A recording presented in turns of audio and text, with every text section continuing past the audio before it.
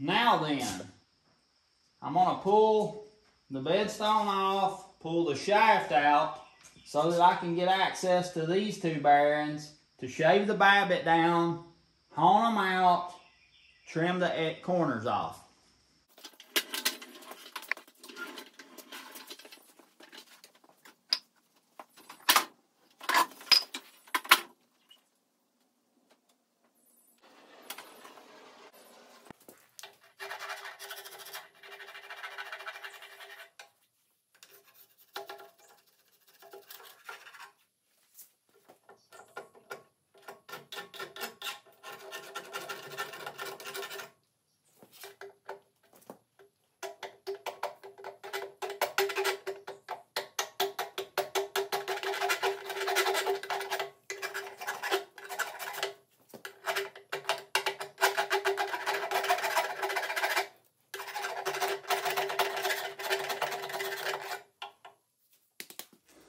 Well, that's got them. Now all we got to do is shave them corners off. Shave the corners off and hone the inside of the bearing.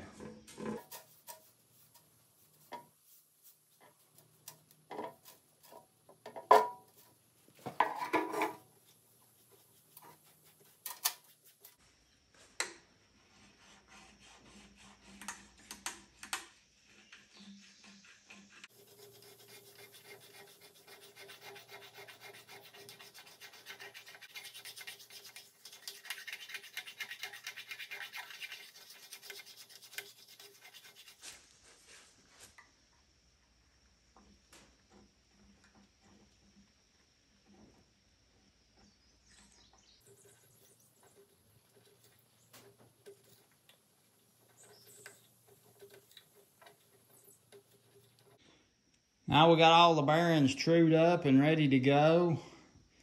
The next thing will be, I'm gonna take the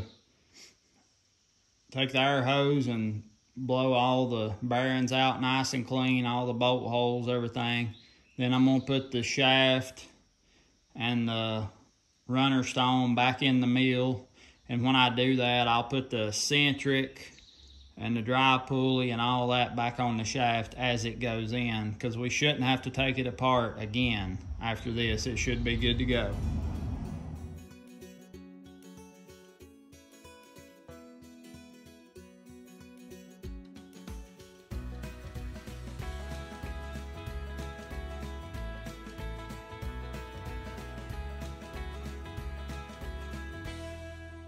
This is the bearing collar that rides against the bearing housing. This is the spring that keeps the stones separate when there's no grain in the mill. And this is the eccentric that gives the shaking action that shakes the shoe to keep the grain flowing into the mill.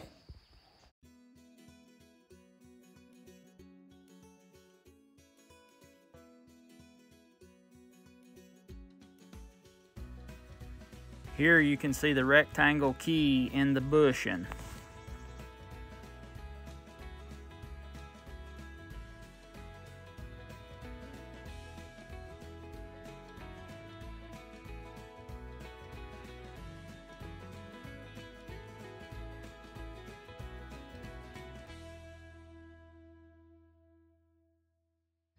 This is the bushing for the pulley sheave.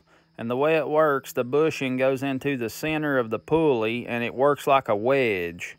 Compression, it wedges in and the 3 bolts pull it tighter, which grips the shaft. There is a keyway in the shaft to the bushing and a keyway in the bushing to the pulley. So it holds everything nice and tight.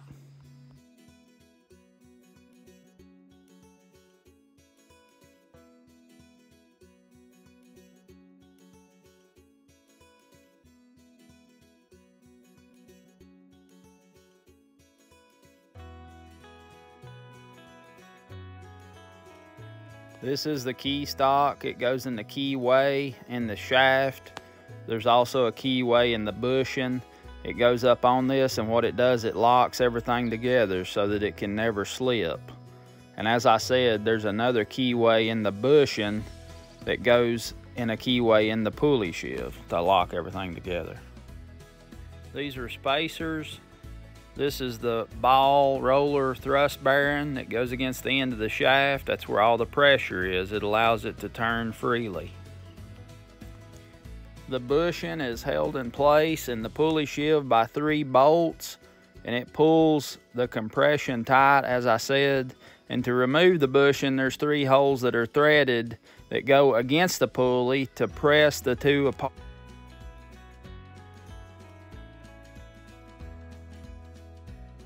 When you're tightening the bolts on a pulley sheave, you tighten them, you tighten one, move to the next, tighten it a little bit, move to the next until you get them snugged up.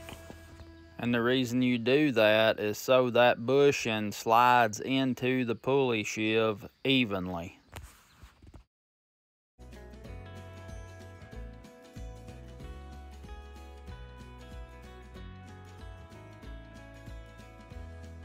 And when you're putting a mill back together, you want everything as clean as possible. You want them Babbitt bearings real clean, inside of the mill real clean, the slide rails clean, the grooves around the case real clean. You want everything clean because you don't want anything holding the case apart. You don't want anything in the bearings.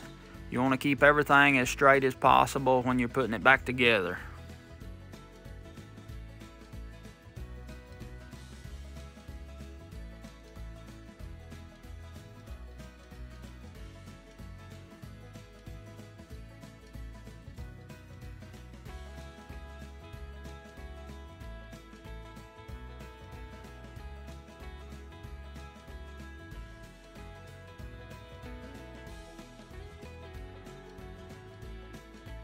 What I was talking about, the little bit of a gap that we cut in with that knife, that'll allow that oil or grease, I think I use grease on these, to go down in and lube the bottom of that bearing. Now over here on this back side, you can see that knife edge I was talking about and how sharp it is right up against the shaft.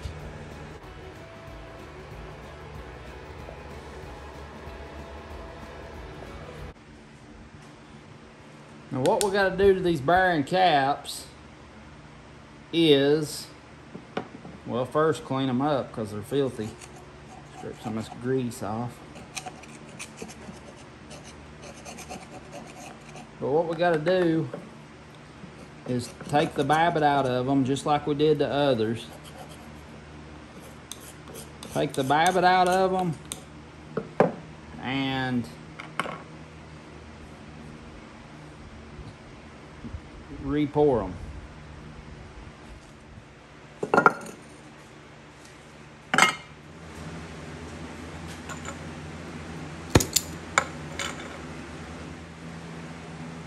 You just want to get it hot enough to turn loose. You never want to overheat your Babbitt, because if you do, you can mess up the makeup of it. It might have been better, especially somebody that ain't done much of this, if you heat the back side of the bearing, like turn the bearing up like it would be setting and heat the back side up until it released the Babbitt. But that can take a long time sometimes, so.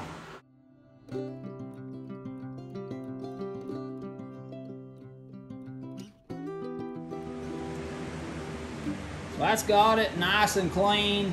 What I like about using the torch is you don't have to worry about breaking these bearing housings, these cap tops. You don't have to worry about breaking them, hammering on them.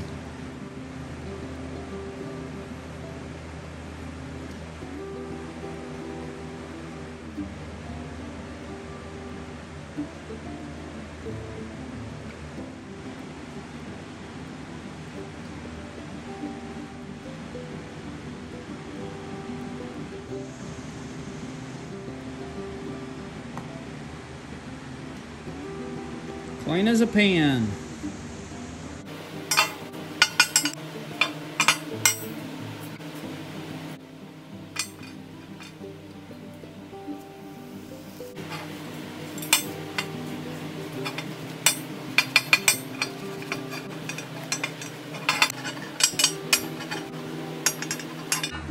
All right.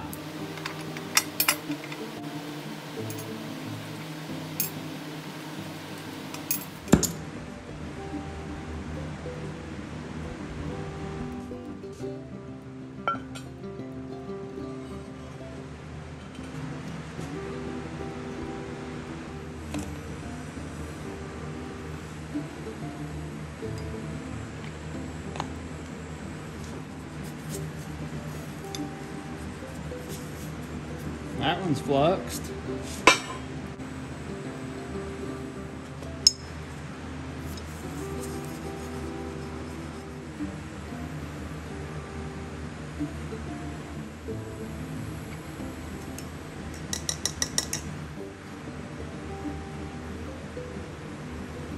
Now,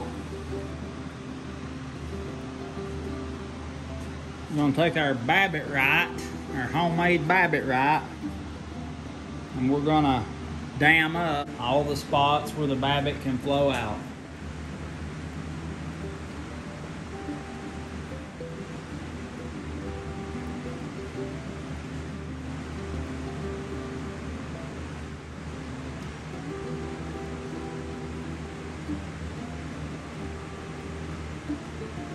The putty is back a little bit, it'll let the Babbitt flow back a little bit, then we can trim it off and have a nice, neat, clean finish on it.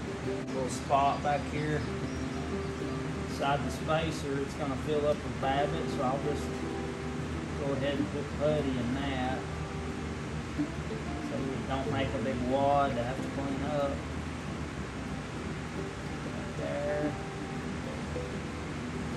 Make sure this side shaft is really clean because that's where the finish is going to be.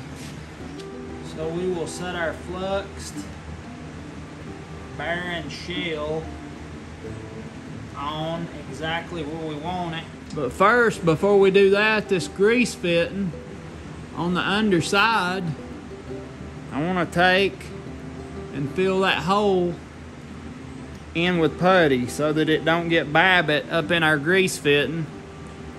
And when we take it off, we can take out the grease fitting, drill down through the putty and through the Babbitt so that it can be greased.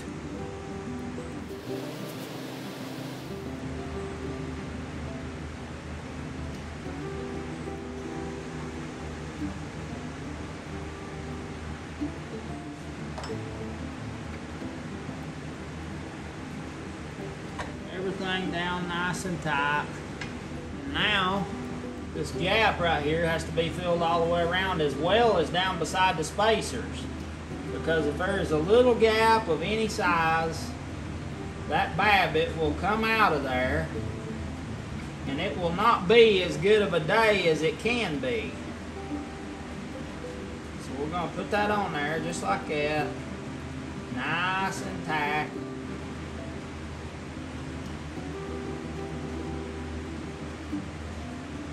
I don't like how that felt, so what I want to do here, take this back out.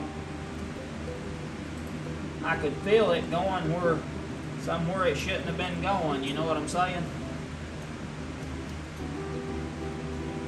Take all of that putty out.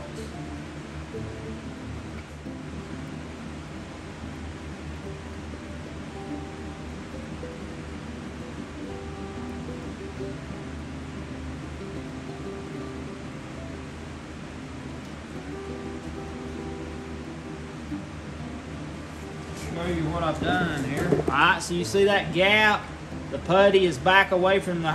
What that's going to do is let the Babbitt run out farther so I can trim it off and have a nice, neat finish on it.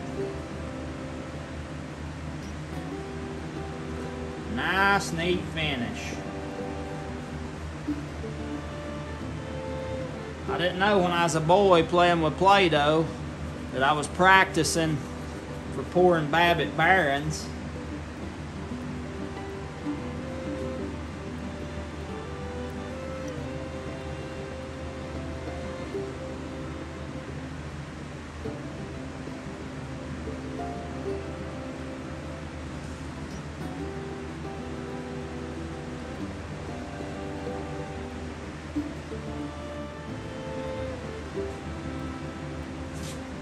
I feel good about that. Get these other two.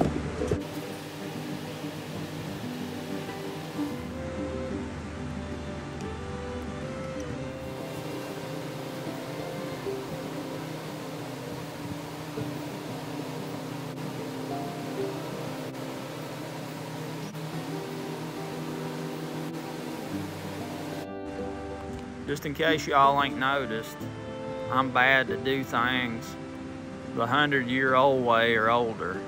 I like knowing that skill, and I like knowing how to do things without having to rely on modern technology or whatever. I just like the old ways, and I don't mind using modern things, especially when it makes the job quicker or easier.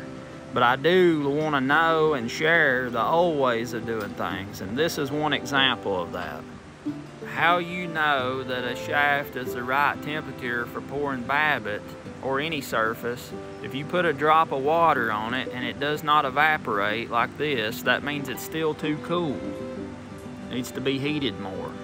These old ways of doing things, how people had to do it before, are skills that I try to share because I don't want them to be lost. But if you put a drop of water on and it sizzles like this, that means the shaft or the surface is too hot. But if you put a drop of water on the surface and it evaporates real fast, but does not sizzle, that's just right. That's what you want. That looks pretty sealed.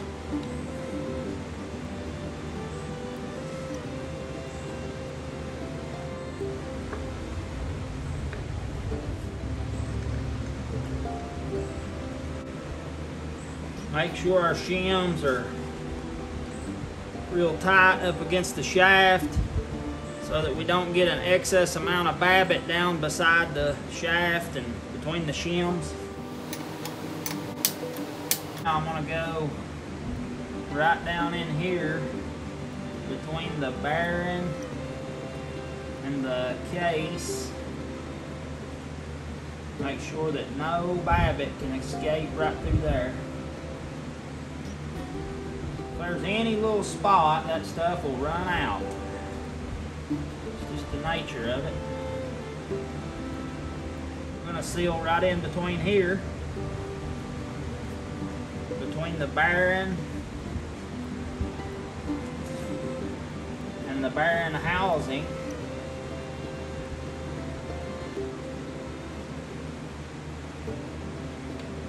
We'll just push that up against right here, just like that. And that should make a nice, tight seal for that so it can't come out. All right, on the last big one.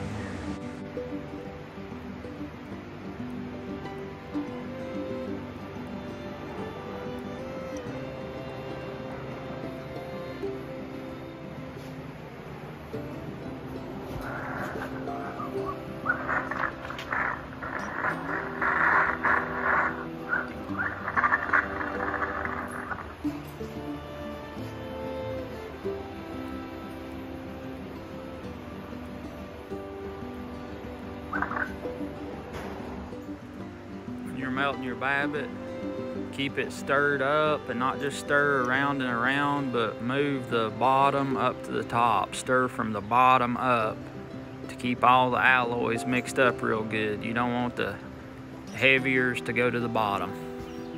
And also the impurities that float to the top, you can see them. Just make sure and get all of them off of there. You don't want them in your Babbitt.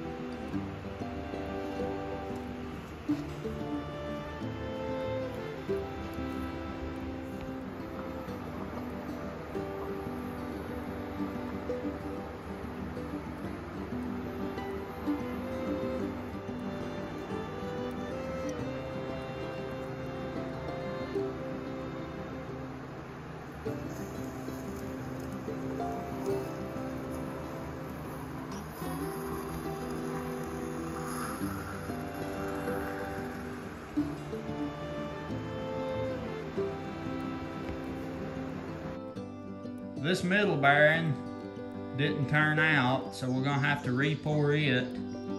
The other two are okay, but this one is gonna have to be re-poured. It was just something was wrong on the temp or whatever, and it just didn't fill in good. So we're gonna re-pour it this morning, first thing.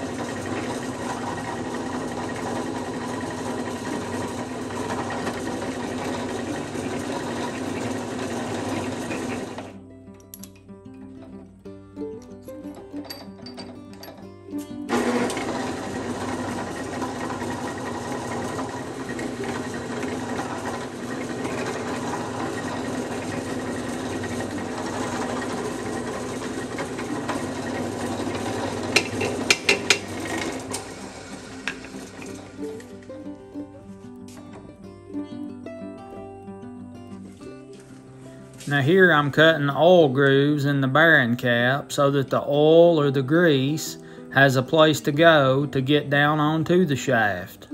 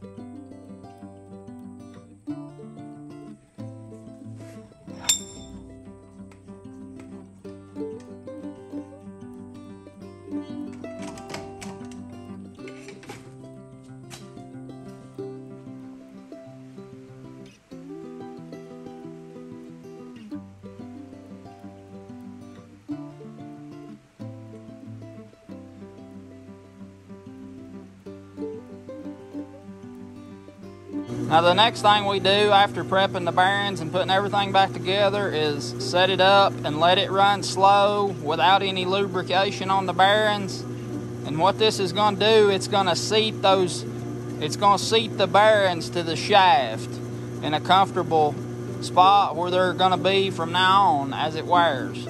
So we'll run it like this for a little bit, and then we'll grease it up and dress the stones. Now after running this, I already had the stones painted with red food coloring. After running it, you can see it's exactly what I expected. The bottom of the bedstone is getting all the contact because when we re-poured this bearing, we raised this end of the shaft up and poured that new bearing. Good contact on the runner stone. Bedstone, only the bottom, maybe 1/3 getting contact. So I'll peck this down, dress the whole face of the runner stone, dress this, paint it, put it back together, and run it again.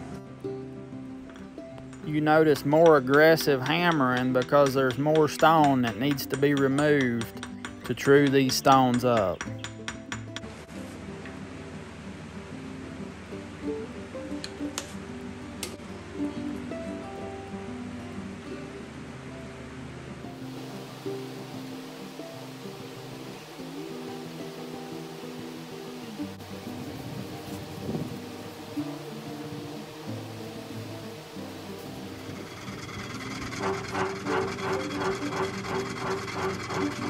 As the mill is running, I lightly touch the stones together real gently. That rubs the food coloring off of the high spots, and it shows me the parts of the stones that need to be dressed down to true up.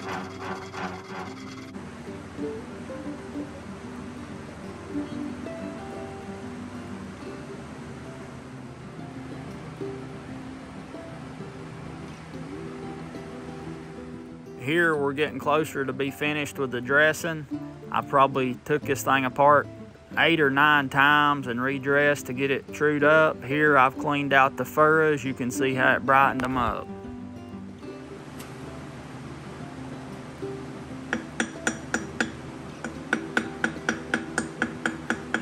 Here I'm doing the final dressing, the last of the high spots, roughing it up to put it back together and to see how it grinds.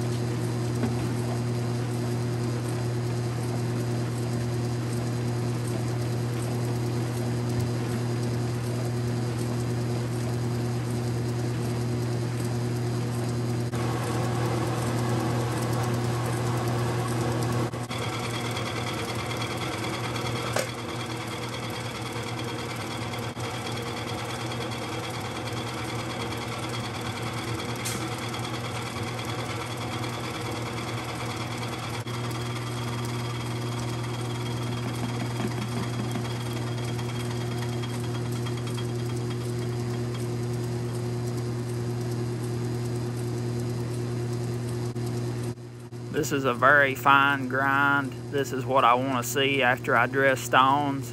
Make sure there are no large particles getting through. Of course, this is going to be grinding cornmeal and grits, but this will tell me that it's doing its job like it's supposed to. There's another meal off to another happy customer. I'm looking forward to getting caught up on all the repair work so we can start doing some new things. I appreciate y'all watching. Glad I can share what I do with you. Hit that like button if you will. Subscribe if you ain't already. Tell your friends about us.